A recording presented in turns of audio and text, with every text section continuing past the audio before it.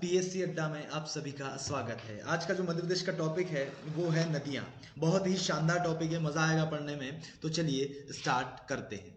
ठीक है, देखिए जैसे कि इसमें लिखा हुआ है कि अपन पढ़ने वाले क्या क्या, मध्य प्रदेश की 4 नदियाँ, 4 की जगह 5 लिख देते हैं। चलो ठीक है, मध्य प्रदेश की 5 सबसे बड़ी नदियों की बात करेंगे तो देखना पहले नंबर पे जो आ जाएगी, अपन सभी को पता है, भारत की 5वीं तथा मध्य प्रदेश की सबसे बड़ी नदी जिसका नाम है नर्मदा, और इसकी जो लेंथ है वो है 13-12 किलोमीटर। ठीक है, उसके बाद देखेंगे तो चंबल, ये मध्य प्रदेश की दूसरी सबसे बड़ी नदी है जिसकी लेंथ है 965 किलोमीटर।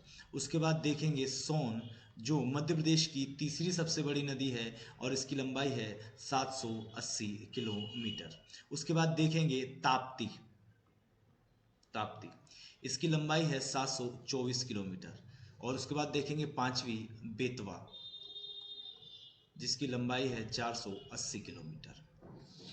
ठीक है, मज़ा आएगा पढ़ने में, तो स्टार्ट करते हैं। ठीक है, पांचों नदियों के नाम बता दिए हैं। देश की 5वीं बड़ी जो नर्मदा के बारे में बात करेंगे तो नर्मदा जो है भारत की 5वीं तथा मध्य प्रदेश की सबसे बड़ी नदी है। ठीक है, भारत की 5 नदियों की बात कर लेते हैं अपन। गंगा के बाद गोदावरी, कृष्णा, यमुना और नर्मदा। लेंथ भी देख लेते हैं। गंगा की कितनी है तो 25-25, गोदावरी की कितनी है तो 1465, कृष्णा की कितनी है तो 1401, यमुना की है 1375 और नर्मदा की मैं आपको बता चुका हूँ 13-12 किलोमीटर। ठीक है, तो ये इस प्रकार देखिएगा, ये जो 5वें नंबर की जो नदी है, भारत की 5वीं तथा मध्य प्रदेश की पहले नंबर की नदी है जिसका नाम क्या है, नर्मदा। ठीक है, नर्मदा के उपनाम में नर्मदा का उद्गम कहाँ से होता है, तो नर्मदा का जो उद्गम होगा ये होगा अनूपपुर जिले की पुष्पराजगढ़ तहसील के अमरकंटक नामक स्थान से होगा। कहाँ से होगा, अनूपपुर जिले की पुष्पराजगढ़ तहसील के अमरकंटक नामक स्थान से होता है। ठीक है, आगे देखेंगे इसके उपनाम हम देखेंगे। टालवी ने एक नाम दिया था जिसका जो क्या था, नाम दोष। नर्मदा नदी को नाम दोष के नाम से भी जाना जाता है, जो किसके द्वारा दिया गया था, तो टालवी नामक व्यक्ति के नाम से दिया गया था। ठीक है, इसके अन्य नामों में मेकाल सुधा भी इसका नाम है, सोमो देवी है तथा रेवा भी है। ठीक है, मेकाल सुता भी बोलते हैं इसको, जो लिखा हुआ है सोमा देवी है, रेवा है, ये इसके अन्य नाम है। ठीक है, 13-12 किलोमीटर है, मध्य प्रदेश के 15 जिलों से होकर गुजरती है। देखो मैं स्टार्ट से बताता हूँ आप लोगों को। अनूपपुर, ये आप लोगों को दिख रहा होगा यहाँ पे अनूपपुर, उसके बाद मंडला, मंडला के बाद डिंडोरी, डिंडोरी के बाद जबलपुर, फिर नरसिंहपुर, फिर रायसेन, होशंगाबाद, सीहोर, हरदा, देवास, खंडवा, खरगोन, बड़वानी, धार तथा अलीराजपुर से ये महाराष्ट्र में प्रवेश कर जाएगी और महाराष्ट्र में ये 74 किलोमीटर बहेगी। उसके बाद ये गुजरात में चली जाएगी, गुजरात में 161 किलोमीटर बहेगी, फिर भड़ोच के निकट खंबात की खाड़ी में समाहित हो जाएगी। देखना, अब इसकी जो है 41 कुल सहायक नदियां हैं। कितनी है, 41 कुल सहायक नदियां हैं। देखना, ये भी देख लीजिएगा कि मध्य प्रदेश में इसकी लंबाई कितनी है तो 1077। ठीक है, उसके बाद महाराष्ट्र में कितनी है तो 74 और गुजरात में कितनी है तो 161। ठीक है, इसकी कुल 41 सहायक नदियां हैं, यहाँ देख पा रहे होंगे आप। 41 कुल सहायक नदियां हैं, 22 नदियां जो बाएं ओर से मतलब लेफ्ट हैंड साइड से, और 19 नदियां जो है राइट हैंड साइड से हैं। ठीक है, इसमें कुंदी आ जाती है, शेर आ जाता है, हिरन आ जाता है, दूधी आ जाता है, हथनी आ जाता है, बंजर, शक्कर। ठीक है, इस तरह की जो भी आपको अटपटे से नाम लगते हैं वो किसकी सहायक नदियां हो जाएंगी, नर्मदा की हो जाएंगी। ठीक है, अब देखिएगा, अब बाएं तरफ से अपन बात करेंगे। चंबल की बात हो गई तो चंबल की बात ना करें।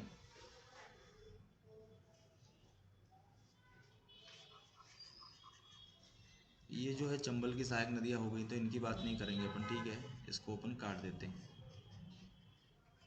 ये जो है चंबल की सहायक नदियां हैं, तो थोड़ा सा गलत प्रिंट हो गया। अब देखिए इस पे परियोजना, परियोजना मतलब डैम। ठीक है, तो परियोजना कौन सी आ जाएगी, रानी अवंतीबाई सागर परियोजना, जिसको बरगी परियोजना के नाम से भी जाना जाता है। कौन सी, बरगी परियोजना के नाम से जाना जाता है, जबलपुर के बिजोरा नामक स्थान से स्टार्ट हो जाती है। सरदार सरोवर परियोजना है, देखना इसकी जो पृष्ठभूमि रखी थी सरदार सरोवर की, वो किसने रखी थी, तो सरदार वल्लभ भाई पटेल ने इसकी पृष्ठभूमि रखी थी। 1961 में इसका शिलान्यास किसने किया था, तो जवाहरलाल नेहरू ने किया था। ये अपनी ऊंचाई को लेकर हमेशा विवादों में रहता है, रहता था, अभी नहीं रहता है ना। ऊंचाई को लेके हमेशा विवादों में रहा था। तो आखिरकार क्या करा था कि 17 सितंबर 2017 को माननीय प्रधानमंत्री नरेंद्र मोदी ने सारी संभावनाओं को खत्म करते हुए, मतलब जो भी इश्यूज चल रहे थे, जो विवाद चल रहे थे, उन सारे विवादों को खत्म करते हुए 17 सितंबर 2017 को इसका उद्घाटन कर दिया और इस दिन से ये डैम चालू हो गया। 1462 मेगावाट बिजली का उत्पादन ये बांध जो करता है। इसकी ऊंचाई 138.5 मीटर है और इसकी जो लंबाई देखेंगे 1.2 किलोमीटर है। ठीक है, उसके बाद में इंदिरा गांधी सागर परियोजना, इसका जो है इंदिरा गांधी, ये कहाँ पे है तो खंडवा के पुनासा नामक स्थान पर है। 23 अक्टूबर 1983 को इंदिरा गांधी ने इसका शिलान्यास किया था।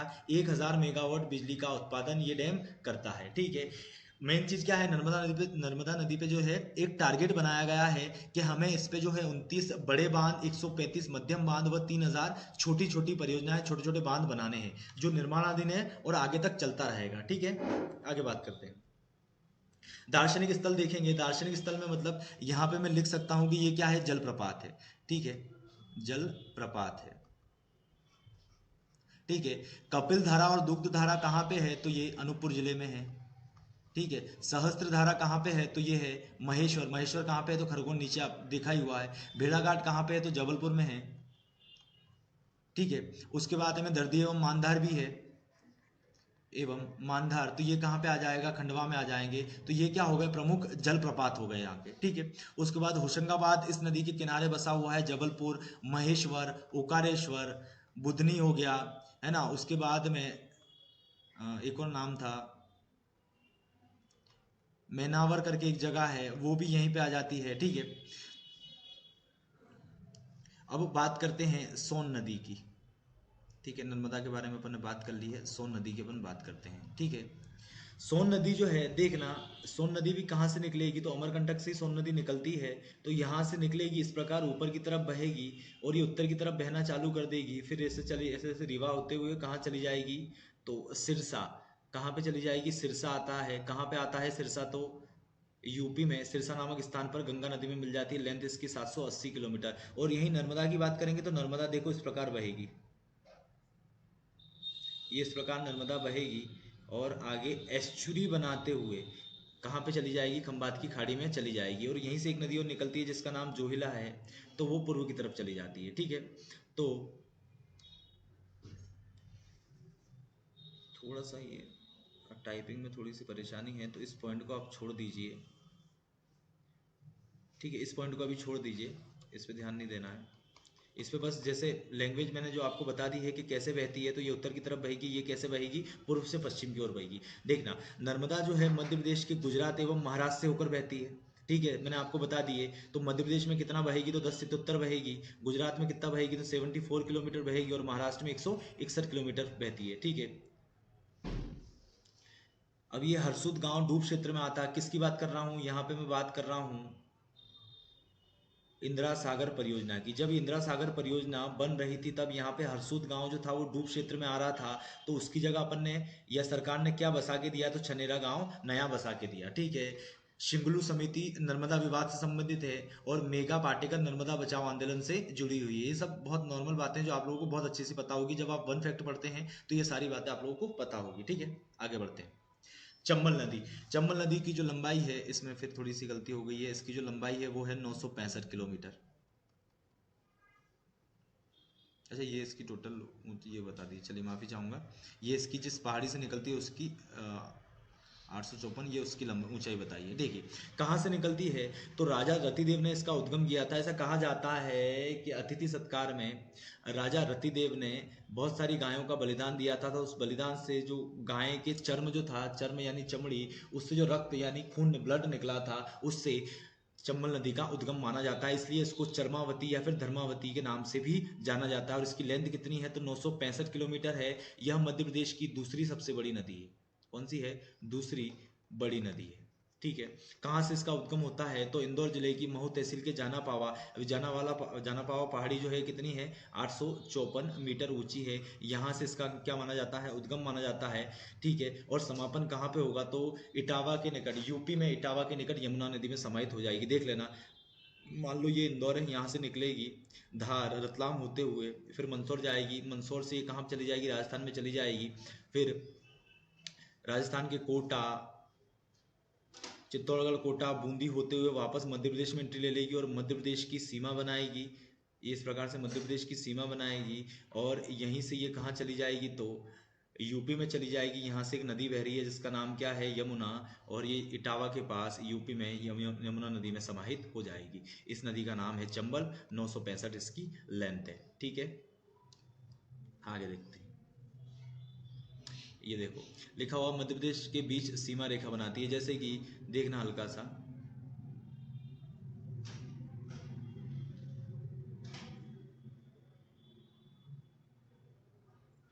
अभी देखना यहाँ से निकलेगी ये नदी यहाँ से निकल रही है इंदौर से, इस प्रकार बहती बहती जाएगी और इस प्रकार बहेगी और ये पुनः मध्य प्रदेश में, ये जो ऊपर की जो लाइन दिख रही है ये वाली, ये एक्चुअल की कौन सी सीमा बनाती है, कौन सी नदी बनाती है, तो ये चंबल नदी जो बनाती है। ये जो पूरी लाइन आप लोगों को दिख रही है ये कौन बनाएगी, तो चंबल नदी बनाएगी। तो ये देखो दो राज्यों से सीमा बनाती है, कैसे, इधर की साइड राजस्थान से सीमा बनाएगी और इधर की साइड यूपी से बनाएगी। मतलब मध्य प्रदेश और राजस्थान की सीमा और मध्य प्रदेश और यूपी की सीमा कौन सी नदी तय करती है, तो उत्तर की तरफ कौन सी नदी सीमा तय करती है, तो चंबल करेगी। ठीक है, अब चंबल नदी क्या करती है, मृदा अपरदन का कार्य करती है, यानी मिट्टी कटाव का बात करती है। जैसे मैंने स्टार्ट में लास्ट लेक्चर जो अपने साथ पढ़ा था, मिट्टियाँ पढ़ा था, उसमें मैंने एक जलोढ़ मिट्टी बताई थी, तो वो क्या करती है, मृदा अपरदन करती है, यानी उसी से उसका निर्माण हुआ है। तो देखो ये मिट्टी का निर्माण करेगी, है ना, अपरदन करेगी मिट्टी का। तो भिंड मुरैना सबसे ज्यादा रहता है। ठीक है, लंबाई इसकी 965 किलोमीटर है। ठीक है, राज्य की प्रथम जल विद्युत परियोजना जो है गांधी सागर, ये कहाँ पे है, मंदसौर में है। देखो इसको जो है 3 चरणों में पूरा किया गया था। पहला मंदसौर, दूसरा चित्तौड़ और तीसरा कोटा, है ना। तो 1953-54 में मध्य प्रदेश की पहली नदी घाटी जो परियोजना थी वो कौन सी थी, तो चंबल नदी घाटी परियोजना थी। इसमें मंदसौर जिले की भानपुरा तहसील में एक डैम बनाया गया था जिसका नाम था गांधी सागर, और ये बनाता है कितना, 115 मेगावाट बनाता है। उसके बाद जो है चित्तौड़गढ़ में राणा प्रताप सागर है, वो बनाता है 72 मेगावाट बनाएगा, नहीं सॉरी, ये बनाएगा 199 मेगावाट, 199 मेगावाट बनाएगा। उसके बाद कोटा बैराज जिसका अन्य नाम क्या है, तो जवाहर सागर, ये कितनी बनाएगा, तो ये बनाता है 72 मेगावाट बिजली का, ये जो है उत्पादन करता है। थोड़ा सा मिस्टेक हो रही है, देखो वापस देखना, ये जो है 115 मेगावाट ये कौन सा बनाएगा, तो गांधी सागर बनाएगा। ठीक है, उसके बाद 172 मेगावाट कौन बनाएगा, तो ये बनाएगा राणा प्रताप सागर। कहाँ पे है ये, तो चित्तौड़ में है। उसके बाद 99 मेगावाट कौन बनाएगा, तो ये बनाएगा जवाहर सागर। थोड़ा सा मिस हो गया मुझसे भी, है ना, तो ये काट देते हैं। ठीक है, अब देखना, ये अपन ने देख लिया, मतलब कहाँ गया अपना गांधी सागर, ये गांधी सागर है, ये कहाँ पे, मंदसौर जिले की भानपुरा तहसील में। कितना बनाएगा ये, 115 मेगावाट बनाएगा।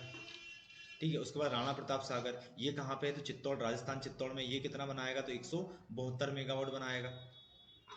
उसके बाद राणा प्रताप सागर, ये भी कहाँ पे, राणा प्रताप सागर जो है ये चित्तौड़ में है, डबल डबल लिख दिया है।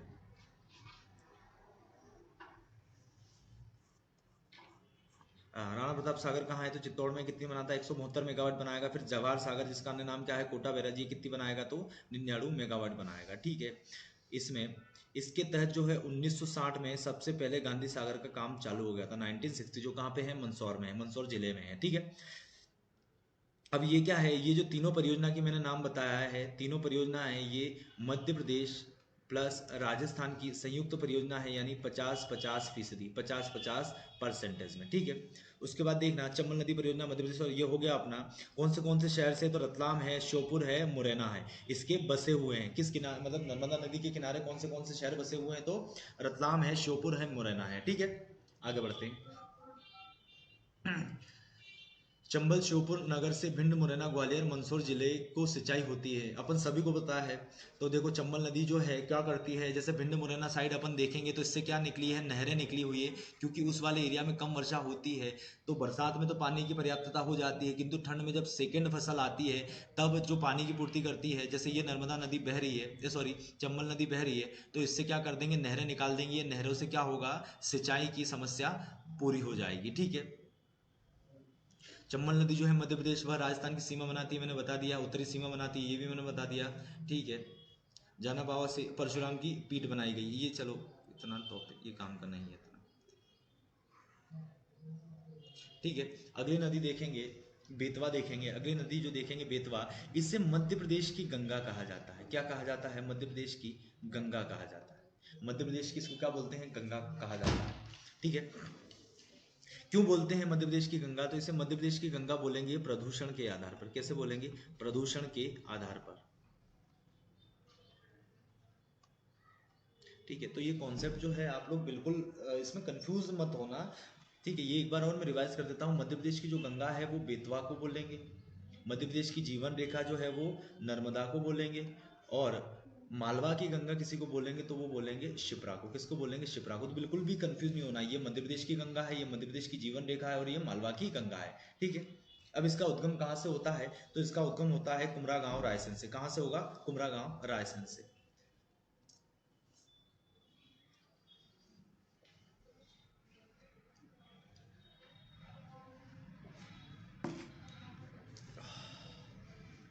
चलिए, इसका जो उद्गम होगा वो कहाँ से होगा? कुमरा गांव रायसेन से।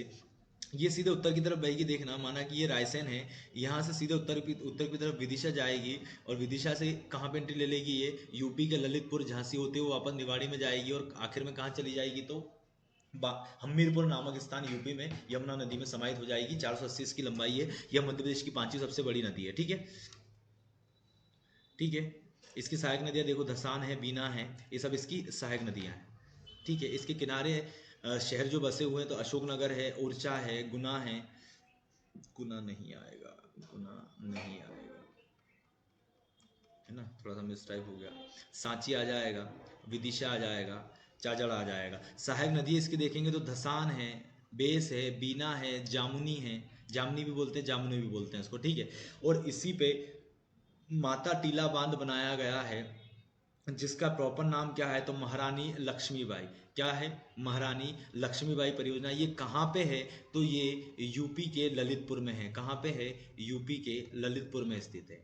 ठीक है, इसी से भांडेर जो नहरें हैं वो किस किस को लाभदायक, किस किस जिले को लाभान्वित करती है? तो दतिया, ग्वालियर, भिंड को लाभान्वित करती है। और यहीं पे एक और परियोजना है, हलाली परियोजना, जो कहाँ पे है? विदिशा में है, और ये बेतवा की सहायक नदी हलाली पर है। इसका अन्य नाम क्या है? तो सम्राट अशोक सागर।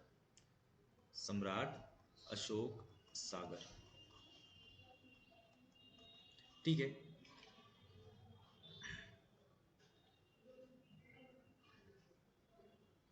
अगला देखना, यहाँ से एक नदी और चालू हो जाएगी जिसका नाम है सोन। सोन नदी जो है इसको क्या बोलते हैं? स्वर्ण या सोनभद्र के नाम से इसको जाना जाता है। स्वर्ण या सोनभद्र के नाम से इसको जाना जाता है। ठीक है, इसकी जो सहायक नदियां हैं, जोहिला है इसकी सहायक नदी, बनास है, गोपद है, रिहंद है, ये सब इसकी क्या है? सहायक नदियां हैं। कहाँ से होती है ये? तो अमरकंटक अनूपपुर से निकलेगी, पर ये अमरकंटक से नहीं निकलती है, ये अनूपपुर जिले के सोनपुर नामक स्थान से निकलती है। अपन बोलते ऐसा है कि यहाँ से तीन नदियाँ निकलती है, पर थोड़ा थोड़ा डिफरेंस रहता है। तो ये कहाँ से निकलेगी? अनूपपुर जिले की पुष्पराजगढ़ तहसील के सोनपुर नामक स्थान से निकलेगी, जिसका नाम क्या है? सोन नदी। मैंने आप लोगों को बता दिया, ये मान लो यहाँ से निकलेगी, इस प्रकार ऊपर जाएगी, फिर ऐसे ऐसे ऐसे करते करते कहाँ चली जाएगी? तो सिरसा नहीं, सिरसा में नहीं जाएगी, पटना में जाएगी। पटना में जाएगी, बिहार के पटना में गंगा नदी में समाहित हो जाएगी। ठीक है, ये लिखा हुआ है। पढ़ता कम हूँ, बोलता ज़्यादा हूँ, आई थिंक, इसलिए थोड़ी बहुत गलती हो जाती है। चलिए आगे देखते हैं अपन। इसकी जो लंबाई है 780 किलोमीटर इसकी लंबाई है। यह मध्य प्रदेश की तीसरी सबसे बड़ी नदी है। यह मध्य प्रदेश की तीसरी सबसे बड़ी नदी है। यह मध्य प्रदेश और उत्तर प्रदेश व बिहार तीन राज्यों में बहती है। MP plus UP plus plus Bihar तीनों में बहती है। अब यहीं पे एक परियोजना है, बाण सागर परियोजना, जो कहाँ पे है? तो ये शहडोल के देवलोन नामक स्थान पर है, और इसका जो रेशो है 2:1:1 का रेशो है। मतलब 50% एमपी को मिलेगा और 25% यूपी और बिहार का, तीन राज्यों की संयुक्त परियोजना है। ठीक है, नर्मदा व सोन की प्रेम कथाएं उल्लेखित है। किन दो नदियों की प्रेम कथा उल्लेखित है? तो नर्मदा और सोन की है। ठीक है, ये मैंने आपको बता दिया, इसको स्वर्ण बोलते हैं, स्वर्ण बोलते हैं, सोनभद्र नदी के नाम से इसको जाना जाता है। ठीक है, सोन नदी की बाढ़ अधिक विनाशकारी होती है। ठीक है, आगे बढ़ते हैं। देखो, ये ताप्ती को छोड़ के मैंने सब नदियाँ बता दी, तो एक बार ये अगर अपन को पूरा कागज मिल गया है तो इसका फायदा अपन उठाते हैं।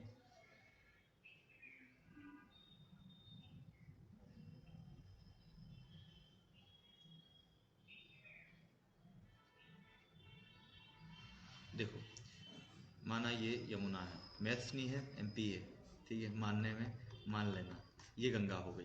अब पहले मैंने किस बात की करी, नर्मदा नदी की बात करी, तो कहाँ से निकलेगी ये, अनूपपुर जिले की पुष्पराजगढ़ तहसील के अमरकंटक नामक स्थान से निकलेगी। इस प्रकार बहेगी मध्य प्रदेश के 15 जिलों से होकर, फिर कहाँ चली जाएगी, महाराष्ट्र 74 किलोमीटर बहेगी, फिर कहाँ चली जाएगी, गुजरात 161 किलोमीटर बहेगी, और भड़ोस के निकट एस्चुरी बनाते हुए खंबात की खाड़ी में समाहित हो जाएगी। अगली नदी देखना, चंबल, इंदौर के महू से जानापावा से निकलेगी, इस प्रकार बहेगी, इस प्रकार यहाँ से यहाँ चली जाएगी, कहाँ पे, राजस्थान में। उसके बाद फिर कहाँ जाएगी, देखो ये चित्तौड़गढ़, फिर कोटा, फिर बूंदी होते हुए श्योपुर में एंट्री ले लेगी, और इस प्रकार मध्य प्रदेश, उत्तर प्रदेश और राजस्थान की सीमा बनाते हुए इस प्रकार चली जाएगी, यमुना नदी में इटावा के निकट समाहित हो जाएगी। 965 किलोमीटर इसकी लंबाई है, ठीक है। अगली नदी देखेंगे सोन, तो मैंने बताई सोन, ये इस प्रकार से ऊपर बहेगी, ये बिहार की राजधानी पटना में समाहित हो जाएगी, इसका है 780 किलोमीटर, ठीक है ये। और बेतवा भी अपन ने पढ़ ली, तो बेतवा कुमरा गांव रायसेन से निकलेगी, इस प्रकार बहेगी, ये हमीरपुर नामक स्थान पर किसमें समाहित हो जाएगी, यमुना में समाहित हो जाएगी, 480 किलोमीटर। अगली नदी जो मैं पढ़ाने वाला हूँ उसका नाम है ताप्ती। तो ताप्ती कहाँ से निकलेगी, बैतूल के मुल्ताई से निकलेगी, ये इस प्रकार से बैतूल के मुल्ताई से निकलेगी, या मध्य प्रदेश व महाराष्ट्र की सीमा बांटेगी, और उसके बाद ये बुरहानपुर आ जाएगा, बुरहानपुर को 2 बराबर भागों में बांट देगी, और ये भी कहाँ चली जाएगी, खंबात की खाड़ी में समाहित हो जाएगी। 724 किलोमीटर इसकी लंबाई है। देखो आगे ताप्ती नदी की जो अपन बात करेंगे, तो ताप्ती नदी जो है ये मध्य प्रदेश की चौथी सबसे बड़ी नदी है, ठीक है। इसका नाम क्या है, इसका नाम है सूर्यसुता,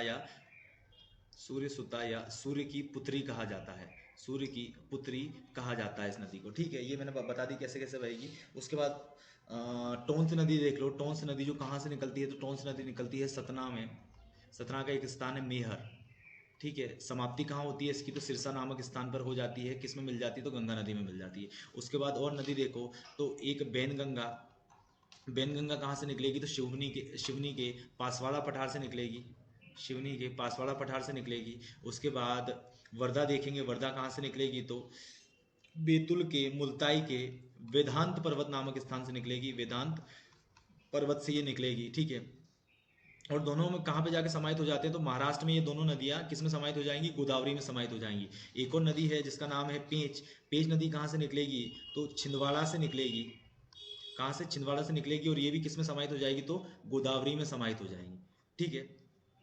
एक नदी और देखी होगी अपन ने जिसका नाम है माही नदी, कहाँ से निकलेगी, तो धार से निकलती है, धार से ये नदी निकलेगी, तो ये सीधे कैसे बहेगी, तो पश्चिम की ओर बहना चालू करेगी, इस प्रकार ऊपर नीचे 2 बार हो जाएगी और सीधे समाहित हो जाएगी। विशेष ये क्या करती है, तो यहाँ से कर्क रेखा बह रही है, इस कर्क रेखा को 2 बार देखो काटा, एक बार यहाँ पे काटा, एक बार यहाँ पे काटा है। तो कर्क रेखा को, विश्व की एकमात्र ऐसी नदी है जिसको कर्क रेखा को 2 बार काटा है, इस नदी का नाम क्या है, तो माही नदी है। 472 किलोमीटर इसकी लंबाई है, ठीक है। अगली नदी देखेंगे, कटनी के कैमूर से निकलती है नदी जिसका नाम क्या है, केन, इस प्रकार से सीधे सीधे सीधे सीधे जाएगी, छतरपुर और पन्ना की सीमा विभाजित या बनाते हुए कहाँ चली जाएगी, तो बांदा के पास यमुना नदी में समाहित हो जाएगी। 427 किलोमीटर इस नदी की लंबाई है, ठीक है। और सिंध नदी देखेंगे अपन, सिंध कहाँ से निकलेगी, तो विदिशा के सिरोंज से निकलती है सिंध नदी, तो इस प्रकार से जाएगी। गुना, यहाँ पे गुना आता है, गुना को 2 बराबर भागों में बांटते हुए भिंड की लाहौर तहसील से होते हुए ये भी इटावा के पास किसमें जाके समाहित हो जाएगी, यमुना में। फिर यहाँ पे इसी की एक सहायक नदी है कुआरी, जो शिवपुरी के पठार से निकलेगी, इस प्रकार साथ में इसके साथ में बहती रहेगी और भिंड की लाहौर तहसील में इसमें समाहित हो जाएगी, ठीक है। फिर शिप्रा कहाँ से निकलती है, तो इंदौर के काकरीबड़ी से निकलेगी, इंदौर के काकरीबड़ी से निकलती है तो मंदसौर जिले में जाके किसमें समाहित हो जाती है, चंबल में समाहित हो जाती है, फिर ठीक है। फिर काली सिंध कहाँ से निकलेगी, तो काली सिंध निकलती है देवास के बागली गांव से, देवास के बागली गांव से निकलेगी, इस प्रकार ये भी उत्तर की तरफ बहना चालू करेगी और कोटा के पास किस नदी में समाहित हो जाएगी, तो चंबल नदी में समाहित हो जाएगी। ये थी कुछ मध्य प्रदेश की नदियाँ। आई होप आप सभी लोगों को पसंद आया होगा। मिलते हैं अगले लेक्चर में, धन्यवाद।